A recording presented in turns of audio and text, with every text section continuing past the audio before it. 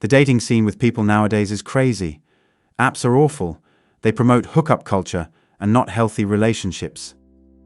Back in the 60s, people didn't have the pressure of modern technology. All they had was a telephone at home if they were lucky. If not, they had to walk to a phone box at the end of the street. They would have one conversation in the week to firm up plans for Saturday night. It worked okay for most of them. These days, from what I've read, people become hysterical if they don't exchange multiple texts daily with the person they are dating. No text can be unanswered longer than a couple of hours, or they are on a forum asking if this is a good enough reason to dump their current squeeze. When they do meet, they have nothing left to talk about. So out come the mobiles. Lives are ruled by Facebook and other social media things which I've never heard of or used. Maybe less texting and more talking would be a start. Back in the day, we had the chance to meet people outside our immediate social circles fairly easily. We picked up conversations with strangers at bookshops, trains, airports, libraries, or at common social gatherings such as parties, festive celebrations, weddings, hobby classes, group activities, and many more. Now on all such occasions, people are stuck in their various screens.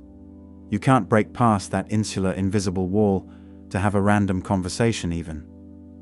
The only way to meet new people seems to be dating apps, which honestly, to me, look very primitive. It's like a photo catalog based on arranged date shopping, nothing organic about it. Anyway, most of the algos are created for hookups. Organically meeting new people meant having time to get to know them gradually, with no pressure to go yeah or nay, such as if you matched with anyone on a dating app. Also, having to go past each person on a dating app is exhausting. In a room full of people, you could scan and zoom in on the one that seems interesting. Takes minutes, with usually greater success of chancing on someone like-minded. They usually would tend to be from similar social backgrounds. On an app, to scan an equivalent room full of, say, even 60 people or at least 60 conversations or chats of an average 10 minutes each. That's 600 minutes or 10 HRs. And that's a blind conversation till before you can meet them in real life. Phew. Imagine even 10 first real-life coffees from those 60. At an hour each, that's 10 free time hours gone, probably over a few weeks or months depending on how much free time you have available. And you may still turn up with zilch. For anyone you might mutually be interested to date. Dating for Gen Z is harder than it was ages ago. It's objectively a fact. Pre-social media, you are forced to interact, but that means reduced creepiness, because people can fake it. Reading newspapers and books is simply different from phones and tablets because it doesn't provide the absolute dopamine rush. Even laptops aren't as damaging, because the fact that you have to pick up your laptop from your bag, sit it in your lap, open it and turn off and on your laptop, longer and heavier steps, essentially kills the constant FOMO impulsor, hence they are less addicting than phones. Social connection is stronger. Therefore, I know a guy who knows a guy can land you to places. Let's face it that practically all dating apps are essentially cancer. The hookup in the Gen Z era has ruined dating for both men and women. Nobody seems to value relationships anymore. The grass is always greener on the other side. Mentality is rampant. People cheat way too much. Single parenthood is more common, and people give up on relationships way too easily. Nobody wants to communicate and solve problems. Social media has made this problem way worse. Dating now is pretty exhausting. It was simply easier before people got too lost in their mobile screens to make real human connections the organic human way, with no tech via media. Hope that gives you some perspective. For the men, you have been told since you were a kid that the best way to get a woman interested date is to have a job, be vulnerable, be sweet, treat her like a princess, pay for dates, and other bullshit. Gen Z men in general do this and still struggle, so they are confused. I thought this was the blueprint, they say.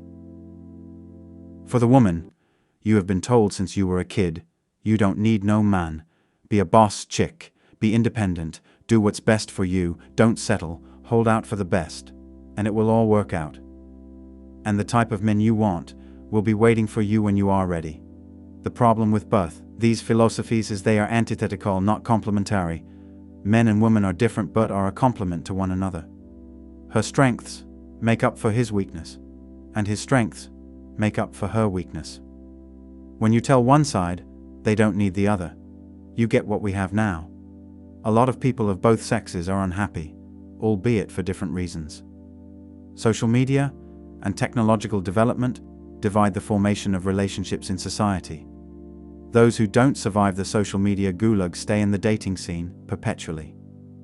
Social media has changed the dating game because we can filter people based on their interests very quickly. Unfortunately, those who date to enjoy the person and agree to disagree on differences are more rare and usually offline. This makes the dating scene pickier and pickier every year because of perceived cringe, people doing things poorly because they don't know what they're doing, perceived turn-offs, people who are angry about the dating scene because they tried being themselves and were punished, and the allowance of the choice that you can leave your committed partner without saying a word to them to choose someone else because there are plenty of fish in the sea, which with technology, we have access to those fish. In my own opinion, the spark kind of dating is dead and replaced by a system of filters that says even a soft no is a hard no. It would be especially beneficial for people to learn that dating is not about scrolling through a list of options, but about getting to understand a person and defining what is a tolerable idiosyncrasy and what is not. When we don't do this, we get more and more anxiety in the dating world from the horror stories of people who are trying too hard with someone who isn't trying hard at all, and eventually, dating isn't worth it.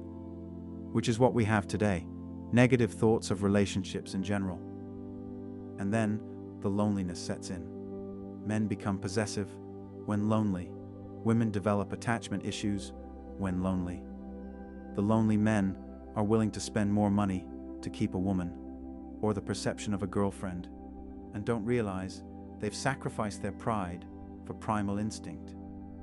The lonely women tolerate abuse more and more because they've sacrificed their pride for primal instinct.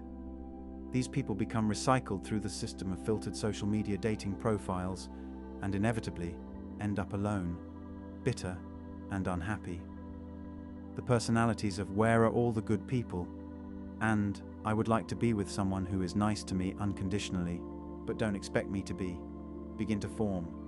Because one or more people in their life said, I choose to be with you, but if I find someone in the system of social media who is even 1% more compatible, then I can leave you for them, have sex with them, or whatever I want, and you can't combat it because society dictates you don't affect my feelings. And that's not even considering queer relationship problems yet. Anyway, that's all for today on Manhood.